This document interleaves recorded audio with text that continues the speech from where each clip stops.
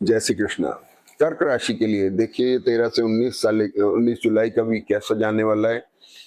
कर्क राशि जिसमें गुरु केंद्र में है, उच्च राशि के हैं, बहुत अच्छी पोजीशन है, मान सम्मान के कारक हैं, प्रतिष्ठा के रिकॉग्निशन के कारक हैं। केतु सूर्य से आपकी रिकॉग्निशन बढ़ रही है, आपको इमेज मिल रही है। शुक्र और बुध से बड़े प्लीजेंट हैं, बहुत अच्छी पोजीशन बन रही है। तो सारी पोजीशन तो अच्छी है और गुरु की दृष्टि शनि के ऊपर है, जो अच्छे मैरिटल और बिजनेस रिलेशनशिप डेवलप कर रहे हैं, जो बच्चे शादी ब्याह के पास हैं उनके लिए बहुत अच्छा वक्त है। और नए बिजनेस आसार बन रहे हैं, नई नौकरी के अंदर कुछ आपके तब्दीलियां आ सकती हैं, अच्छी चीजें हो रही हैं।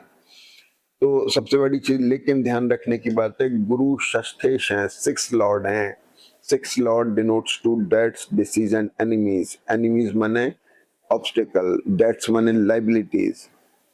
That's disease और disease can be of any kind, physical, mental, financial। तो आपके जो नए रिलेशन बन रहे हैं उनका आपको ध्यान रखना है, चेक रखना है कि कहीं वो लाइबिलिटी में कन्वर्ट ना हो जाए, कहीं वो डिसीज्ड ना हो जाए, किसी भी तरह की डिसीज। ये गुरु आपको, सब जने कहते हैं कर्क में गुरु बहुत अच्छा है बहुत अच्छा, लेकिन हमेशा ऐसा नहीं होता है। यहाँ गुरु नक्षत्र सप्तमेश शनि के नक्षत्र में, तो ये आपके बिजनेस और मैरिटल रिलेशनशिप को एक्सप्लोर कर रहे हैं। तो एक्सप्लोरेशन माने ऑल्टरनेट, आप और ज्यादा बेटर करना चाह रहे हैं उसको, और ज्यादा एक्सप्लोर मतलब और ज्यादा एनहेंस करना चाह रहे हैं, बढ़ाना चाह रहे हैं। तो इस तरह की चीजें आ रही हैं। तो प्रोफेशनल पार्ट के ऊपर भी बड़ा इंपॉर्टेंट टाइम है। तो दशमें से दशम के लॉर्ड शनि के ऊपर दृष्ट होकर के ये बहुत अच्छी पोजीशन है और आपके मैरिज उसके प्रोफेशनल पार्ट के लिए भी बहुत बढ़िया है। तो अब मोटी बात ये हो गई कि शुक्र आपके राहु केतु के बीच में जो फोर्थ लॉर्ड है, एसेट का लिक्विडेशन होना या फिर आपके ट्रैवल होना, दोनों चीजें पॉसिबल हैं। शुक्र थोड़े से पीड़ित हो सकते हैं मंगल केतु के नक्षत्र की वजह से, और मंगल की दृष्टि से शुक्र पीड़ित है, तो मोस्ट प्रोबेबली ट्रैवल की पोजीशन बनेगी।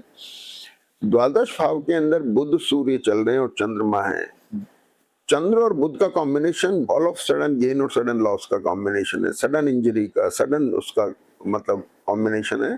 तो आप जो लोग भी इसका काम करते हैं, गोल्ड सिल्वर या शेयर मार्केट का, वो लोग ध्यान रखें इस वीक में। जब तक चंद्रमा मिथुन राशि में है, थोड़ा केयरफुल रहने की जरूरत है। मिथुन राशि में चंद्रमा 18 मतलब 14 तारीख तक रह रहे हैं, और 14 तारीख को शाम को 7 बजे तक माने तो चंद्रमा है। तब तक आपको ध्यान रखना है, छोटी मोटी इंजरी से थोड़ा इंजरी हो जाना, थोड़ा खिंचाव आ जाना, मसल्स में स्ट्रेन आ जाना, इन चीजों का थोड़ा ध्यान रखना है। द्वादश का सूर्य अच्छा है, चंद्र बुध के साथ में सडन गेन भी दे सकता है, सडन लॉस भी दे सकता है, लेकिन रीडिफाइनिंग मोड में है। रीडिफाइनिंग मोड माने तो एक्सपेंडिचर्स हो गए, आपके इन्वेस्टमेंट्स हो गए, इनको लेकर के आपका माइंडसेट चल रहा है। सबसे बड़ी चीज कि दशम भाव मंगल और शनि की वजह से बड़ा स्ट्रांग हो रहा है, उसमें बड़ा पोटेंशियल है, वो बड़ा एक्सप्लोरिंग है।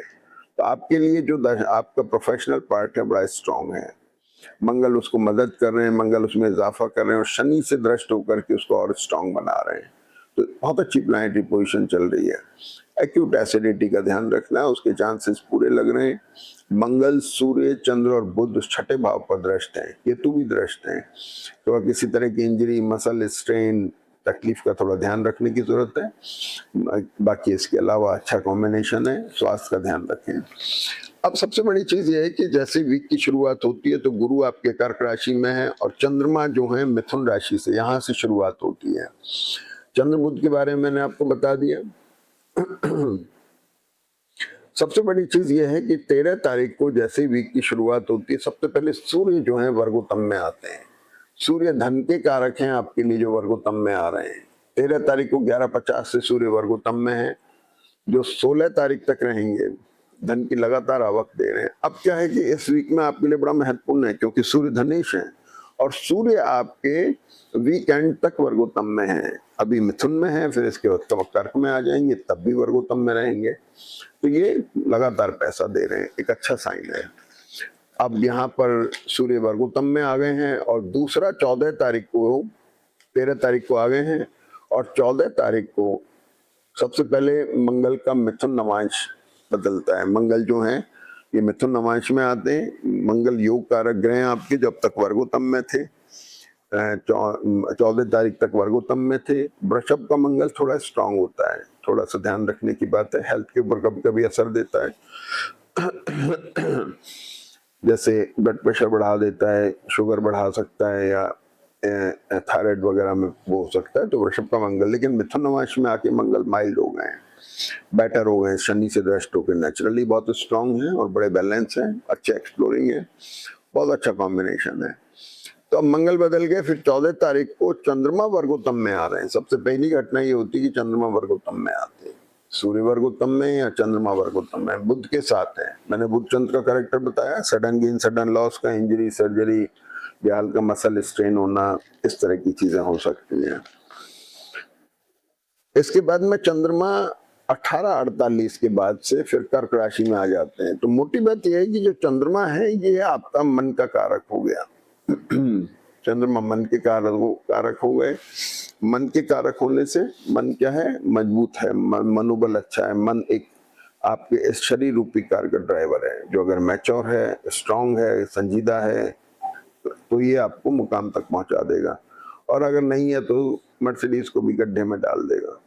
इसलिए चंद्रमा का बली होना जन्म पत्री का एक बहुत बड़ा फैक्टर होता है सक्सेस के लिए। तो यहाँ चंद्रमा ताकतवर हैं, बहुत अच्छे हैं आपके लिए।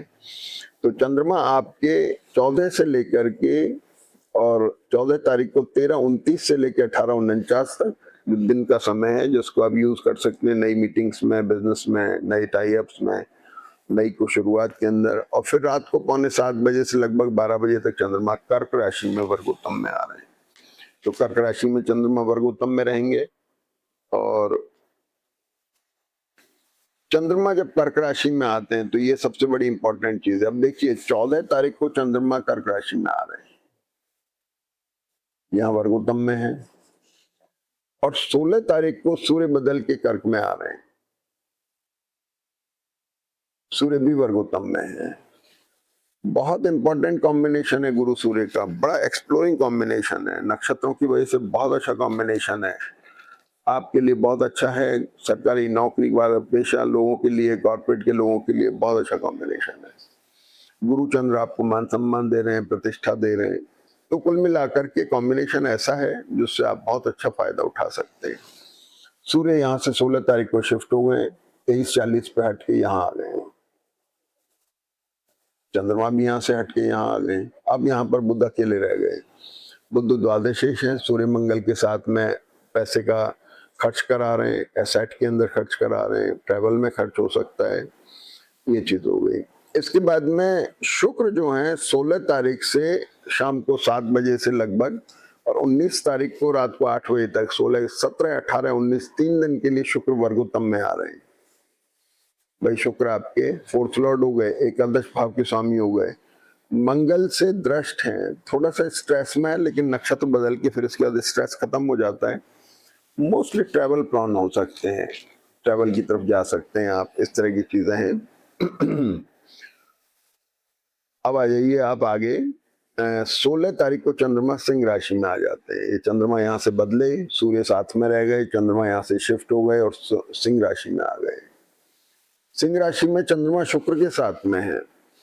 16 तारीख को चंद्रमा आ रहे हैं और 16 तारीख को शुक्र वर्गोत्तम में है। देखिए शुक्र चंद्र का कॉम्बिनेशन डिसएग्रीमेंट्स का कॉम्बिनेशन है। अपने स्पाउस के साथ मैरिटल बिजनेस रिलेशनशिप में थोड़ा ध्यान रखना है। ट्रैवल अगर हो जाती है तो बहुत अच्छा है, ट्रैवलिंग में तो कोई दिक्कत नहीं, क्योंकि डैमेज से बेटर है कि डिटैचमेंट हो जाए, जगह छूट जाए तो ज्यादा बेटर है। यहाँ तक हम आ गए। इसके बाद में चंद्रमा जो है 18 तारीख को कन्या राशि में आते हैं। 18 तारीख को चंद्रमा कन्या में आ गए, शनि से दृष्ट हैं, एक रीडिफाइनिंग मोड बन रहा है। मैरिटल रिलेशनशिप में, बिजनेस रिलेशनशिप में, नौकरी को लेकर के, व्यापार को लेकर के सोच विचार चल रहा है, सिबलिंग्स को लेकर के और बच्चों को लेकर के, उनके एजुकेशन को लेकर के ये आपका सोच विचार चल रहा है। और जैसे चंद्रमा यहाँ पर आते हैं तो ये 19 तारीख को उत्तर फाल्गुनी नक्षत्र में है। तो 18 तारीख को चंद्रमा रात को आए 12 बजे, 19 तारीख की शाम को 7 बजे तक उत्तर फाल्गुनी नक्षत्र में चंद्रमा है।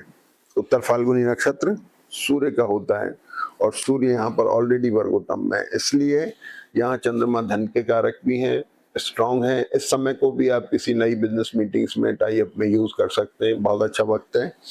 19 तारीख का दिन आपके लिए अच्छा है। और फिर इसके लास्ट में वीकेंड के अंदर 19 तारीख को ही मंगल कर्क नमाइश में आ रहे हैं, तो आपका 4th लॉर्ड हो गया। थोड़ा वर्कलोड बढ़ा सकते हैं, बच्चों को लेके चिंता बढ़ती दिखाई दे रही है, प्रोफेशनल पार्ट के ऊपर स्ट्रेस आ सकता है, भागदौड़ हो सकती है। बोलने पे थोड़ा ध्यान रखने की जरूरत है, क्योंकि केतु के साथ में मंगल की भी दृष्टि है। अगर आपने उल्टा सीधा बोल दिया तो सारा खेल बिगड़ जाएगा। तो थोड़ा केयरफुल रहें, संजीदे रहें, थोड़ा सा व्यवहार अच्छा करें। वैसे तो गुरु केंद्र में आके कई सारी तकलीफें दूर कर देते हैं, फिर भी आप ध्यान रखें। स्पाउस की हेल्थ का विशेष ध्यान रखें। बाकी बहुत अच्छा वक्त है, फायदा उठाइए। जय श्री कृष्ण।